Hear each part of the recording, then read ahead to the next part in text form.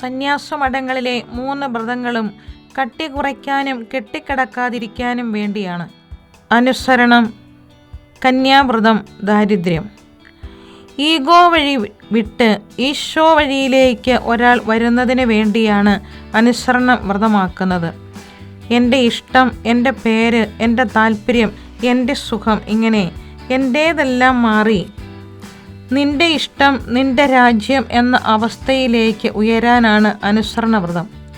ഞാൻ അപ്രത്യക്ഷമായാലേ ദൈവം പ്രത്യക്ഷപ്പെടൂ എന്ന ചിന്തയാണ് ഈ പാരമ്പര്യത്തിന് പിന്നിൽ. ദാരിദ്ര്യവ്രതം ആരെയും ഒന്നിനെയും സ്വന്തമാക്കാതിരിക്കാൻ വേണ്ടിയാണ്. നീ സ്വന്തമാക്കുന്നത് നിന്നെ സ്വന്തമാക്കുന്നു.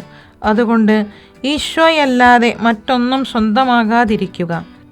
വിഭജിക്കപ്പെടാത്ത പ്രണയത്തോടെ ക്രിസ്തുവിന് സ്വയം സമർപ്പിക്കാനുള്ള ബലിത്തറയാണ് കന്യാവ്രതം.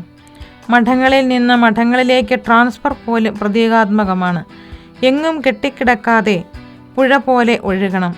ഒന്നിനെയും കെട്ടി നിർത്താതെ കടലിലേക്ക് ഒഴുക്കിവിടണം. ഈ ലോകത്തിൽ ശരിക്കും ഒരു സന്യാസിനി പരദേശിയാണ്. അക്കരെയാണ് സ്വന്തം വീടുള്ളത്.